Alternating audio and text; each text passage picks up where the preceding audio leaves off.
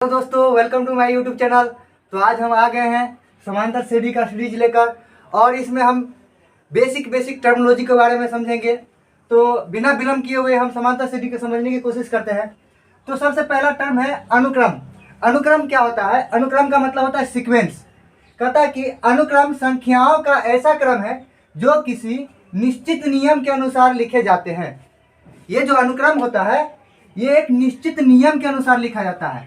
अनुक्रम क्या होता है? संख्या का एक क्रम होता है, संख्याओं का क्रम होता है,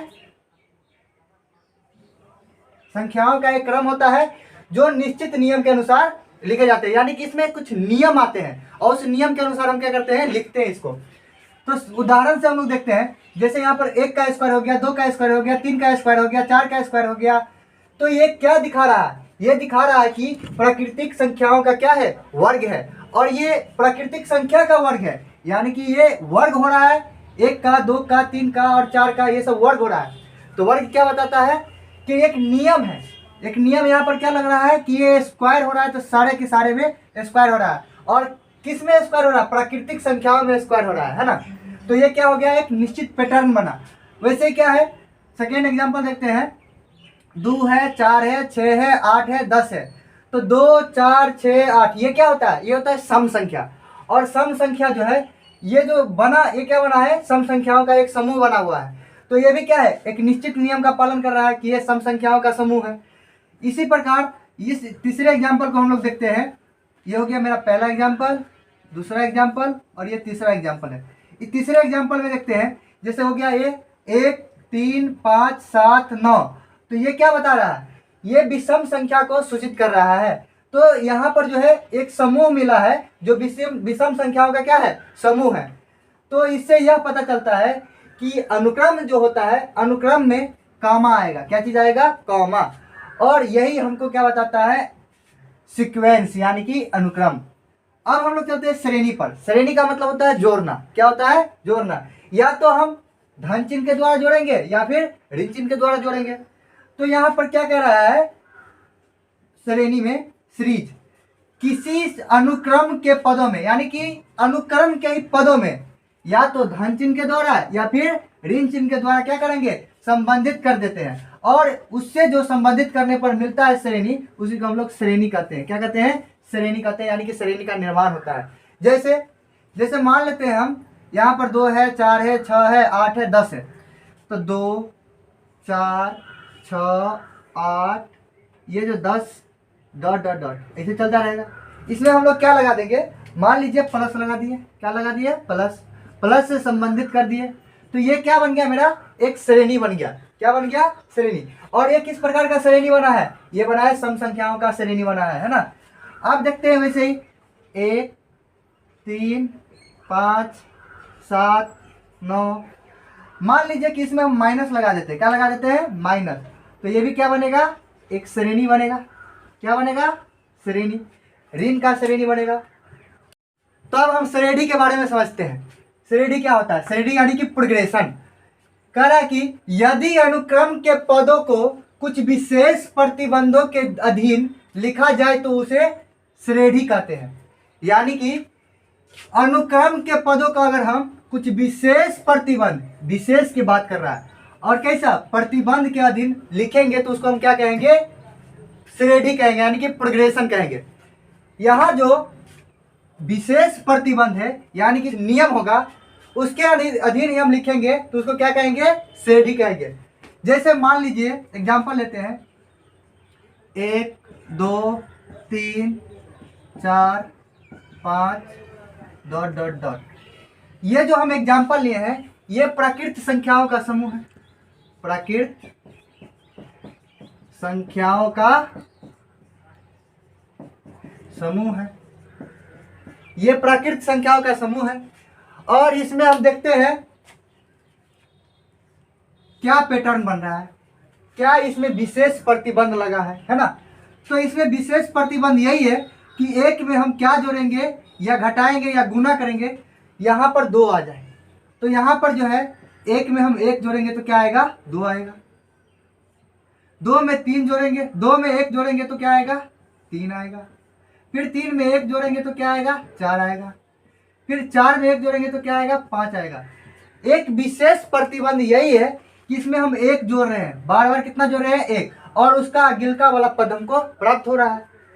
तो इसमें यही विशेष प्रतिबंध है कि 1 जोड़ते जा रहे हैं, है ना। जैसे मान लीजिए यहाँ पर हम अगिलका एग्जाम्पल लेते हैं, जैसे 2 हो गया, 4 हो गया, 6 हो गया, 8 हो गया, 10 हो गया, डॉट डॉट डॉट। यहाँ पर देखते हैं क्या विशेष प्रतिबंध है। तो 2 में 2 जोड़े कितना हो जाएगा, 4। फिर 2 में 4 में 2 जोड़े कितना हो जाएगा, 6। फिर 6 में कितना जोड़ेंगे, 2, तो 8 हो जाएगा। फिर 8 में 2 जोड़ेंगे तो कितना हो जाएगा, 10। यानी कि ये जो दिया गया है ये एक सम संख्याओं का समूह है, सम संख्याओं का समूह है। ये सम संख्याओं का समूह है। इसमें विशेष प्रतिबंध क्या है कि इसमें प्लस 2 जुट रहा है, हर एक टर्म में उसका अगिलका वाला टर्म प्राप्त हो रहा है, अगिलका वाला पद प्राप्त हो रहा है 2 जोड़ने के बाद। इसमें विशेष प्रतिबंध यही है कि इसमें 2 जोड़ रहे हैं। उसी प्रकार अगर एग्जाम्पल लिया जाए,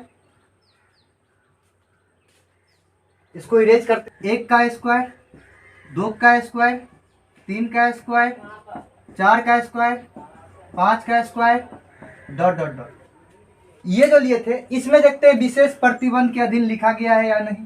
सबसे पहले इसको हम सॉल्व करते हैं। 1 का स्क्वायर 1, 2 का स्क्वायर 4, 3 का स्क्वायर 9, 4 का स्क्वायर 16, 5 का स्क्वायर 25, डॉट डॉट डॉट। क्या ये विशेष प्रतिबंध के अधीन लिखा गया है, देख लेते हैं। अगर मान लीजिए अगर 1 में हम 3 जोड़ेंगे तो ये 4 प्राप्त होगा, ठीक है। क्या यहाँ पर 4 में अगर 3 जोड़ेंगे तो 9 प्राप्त होगा, बिल्कुल नहीं। यहाँ पर 7 प्राप्त हो रहा है। तो ये किस प्रतिबंध के अधीन लिखा गया है, ये तो किसी के प्रतिबंध के अधीन नहीं लिखा गया। क्यों, क्योंकि आगे 16 है। अब 9 में क्या जोड़ेंगे या घटाएंगे तो 16 हो जाएगा, क्योंकि यहाँ पर 5 जोड़ेंगे, है ना, सॉरी 7 जोड़ेंगे तो कितना हो जाएगा, 16, है ना। यहाँ पर अगर हम 4 के साथ 5 जोड़ेंगे तब 9 आएगा। तो कोई पैटर्न ही नहीं बन रहा है, जो हम आगे इसके रूल रेगुलेशन ही कुछ नहीं बन रहा है, कुछ नियम कानून ही नहीं बन रहा है जो इसको हम किसी के अधीन लिखे। तो क्या ये श्रेणी होगा, बिल्कुल नहीं होगा, ये श्रेणी नहीं होगा। यहाँ जो हम देखें इस एग्जाम्पल को, तो इस एग्जाम्पल से यही निष्कर्ष निकला है कि सभी श्रेणी तो अनुक्रम होते हैं, लेकिन सभी अनुक्रम जो है श्रेणी नहीं होते हैं। यानी कि लिख सकते हैं यहाँ पर नोट पॉइंट में कि सभी अनुक्रम श्रेणी नहीं होते हैं, लेकिन सभी श्रेणी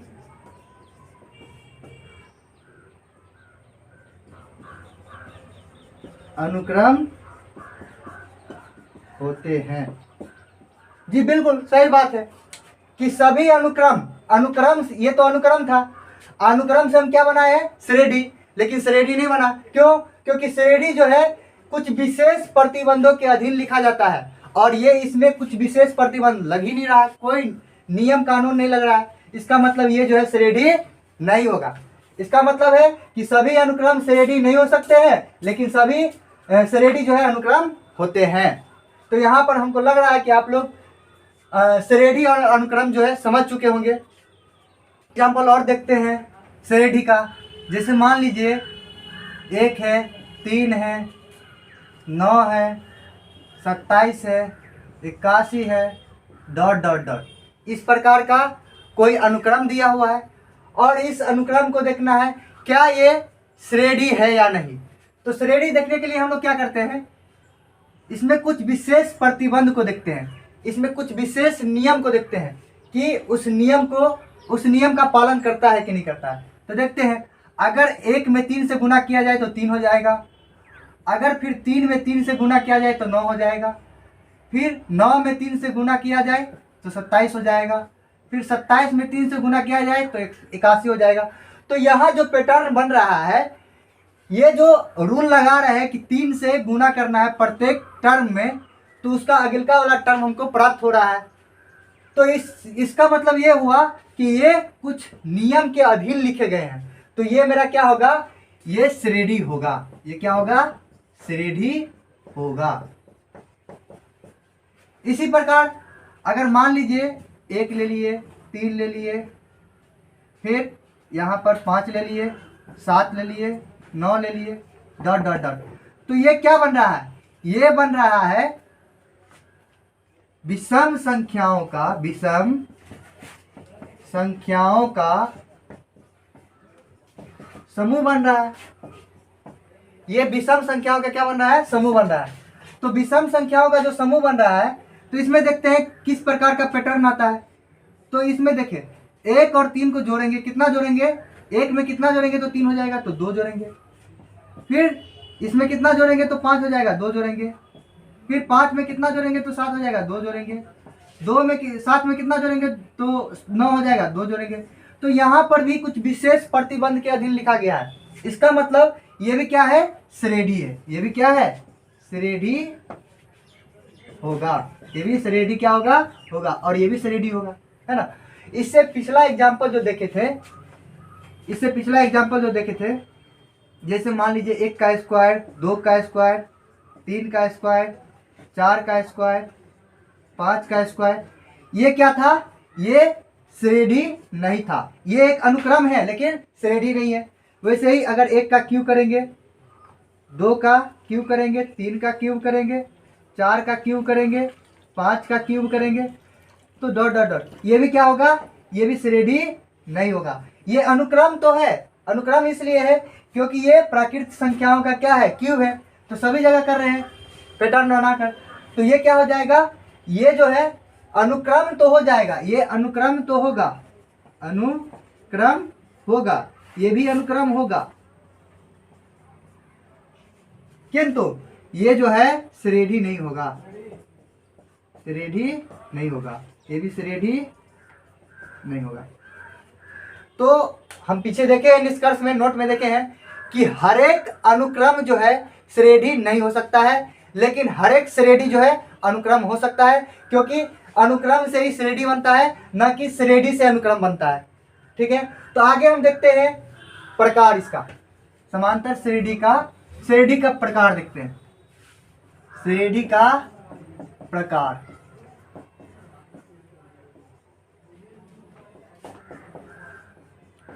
टाइप्स ऑफ प्रोग्रेशन।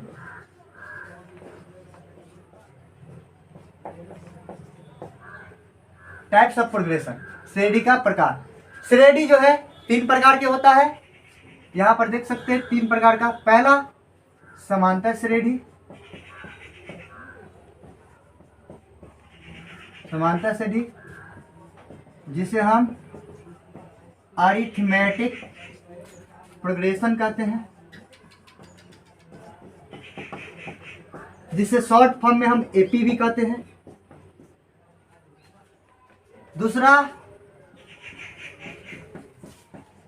गुणोत्तर श्रेणी, जिसे हम ज्योमेट्रिक प्रोग्रेशन बोलते हैं।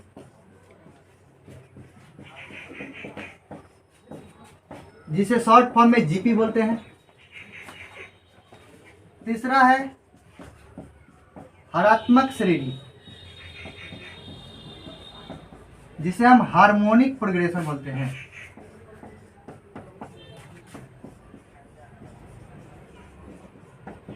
हार्मोनिक प्रोग्रेशन बोलते हैं, जिसे हम एचपी बोलते हैं, है ना, शॉर्ट फॉर्म में एचपी बोलते हैं। तो 10th के सिलेबस में जो है वो हम लोग को पढ़ना है समांतर श्रेणी से, ये आ जाता है इंटर में।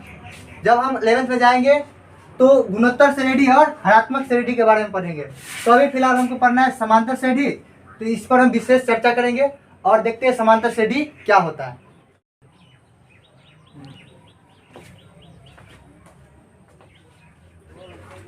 आइए तो बात करते हैं अब समांतर श्रेणी के। हमारे टॉपिक पर बात करते हैं कि समांतर श्रेणी क्या होता है। तो सबसे पहले समांतर श्रेणी होता क्या है, अरिथमेटिक प्रोग्रेशन। कहता है कि वह श्रेणी जिसमें प्रत्येक पद ठीक पहले वाले पद में, क्या कह रहा है, ठीक पहले वाले पद में कोई निश्चित राशि, यहां पर निश्चित राशि की बात हो रहा है, कोई निश्चित राशि जोड़ने या घटाने से प्राप्त होता है। यानी कि समांतर श्रेणी में क्या होता है कि कोई निश्चित राशि का जोड़ना ठीक पहले वाले टर्म में, यानी कि पद में, ठीक पहले वाले पद में कोई निश्चित राशि का जोड़ना या घटाना क्या कहलाता है? समांतर श्रेणी कहलाता है। समांतर श्रेणी में एक टर्म आता है जिसका नाम है सारवंतर या पदांतर नाम है, जिसको हम लोग कॉमन डिफरेंस कहते हैं। तो ये क्या होता है? कहता है कि निश्चित राशि को समांतर श्रेणी का सारवंतर या पदांतर कहते हैं। जो निश्चित राशि जो है, यहाँ पर जो निश्चित राशि जोड़ते या घटाते हैं, उसी निश्चित राशि को हम लोग क्या कहेंगे? समांतर श्रेणी का सारवंतर या पदांतर कहेंगे। इसे स्मॉल डी से सूचित किया जाता है।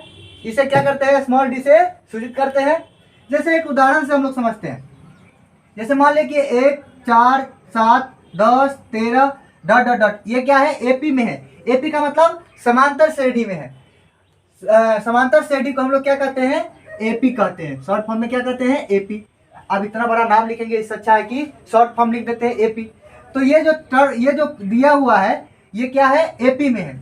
ये जो पद जो दिया हुआ है ये सब क्या है?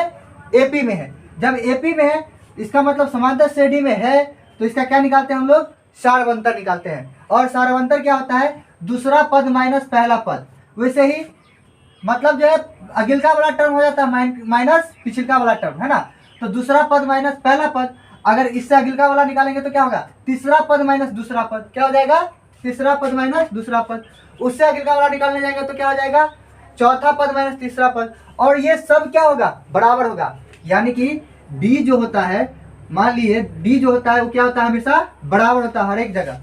तो यहाँ पर जो है पहला पद क्या है? पहला पद जो है वो 1 दिया हुआ है। कितना दिया हुआ है? 1। और दूसरा पद कितना है? दूसरा पद दिया हुआ है 4। तो यहां से हम सारवंतर निकाल सकते हैं। सारवंतर डी बराबर, फॉर्मूला क्या होता है? दूसरा पद माइनस पहला पद। तो दूसरा पद क्या है? 4 है। और पहला पद क्या है? 1 है। 4 में से 1 गया तो 3। अगर वैसे ही निकालना होता तो यहां पर लिखते हैं हम तीसरा पद माइनस चौथा पद, तीसरा पद माइनस दूसरा पद, सॉरी क्या हो जाएगा? दूसरा पद, तीसरा पद माइनस दूसरा पद। तो ये भी बराबर होता है इसी के। तो देखो यहां पर जो है तीसरा पद कितना है? तीसरा पद दिया हुआ है 7। और चौथा पद क्या है? चौथा पद जो है ये हो गया पहला, दूसरा, तीसरा, चौथा दिया हुआ है 10। और अभी हम पढ़े हैं कि तीसरा पद माइनस दूसरा पद। तो तीसरा पद कितना है? 7 माइनस दूसरा पद कितना दिया हुआ है? 4। तो 7 में से 4 गया तो कितना होगा? 3। वैसे ही चौथा पद माइनस तीसरा पद, तो चौथा पद कितना हो जाएगा? 10 माइनस 7 बराबर 3। यानी कि ये फिक्स राशि है। ये हमेशा कॉमन डिफरेंस जो होता है, सारवंतर जो होता है वो क्या होता है? निश्चित राशि होता है। क्या होता है सारवंतर? निश्चित राशि होता है। ये कभी चेंज नहीं होगा। और निश्चित राशि हमेशा ही बराबर आएगा। यहाँ पर 3 आया तो यहाँ पर भी 3 आएगा, यहाँ पर भी 3 आएगा, यानी कि हर एक जगह 3 आएगा। इसका मतलब 1 में हम लोग निश्चित राशि क्या जोड़े हैं? 3। फिर 4 में क्या जोड़े हैं? 3। फिर 7 में क्या जोड़े हैं? 3। फिर 10 में कितना जोड़े हैं? 3। तो इससे जो अगला वाला पद मिला है ना, इससे क्या हुआ? एक एपी का निर्माण हुआ। इसीलिए ये वाला टर्म क्या है? एपी में है। और एपी का हम लोग क्या निकाले हैं? सारवंतर निकाले। हमें पूरा उम्मीद है कि आप लोग समझे होंगे और हम आपको समझाने में सक्षम रहे होंगे। अगर समझ गए होंगे, नहीं समझे होंगे तो वीडियो को पुनः देखें, आपको अंडरस्टैंडिंग जरूर आएगा इससे। थैंक यू, धन्यवाद।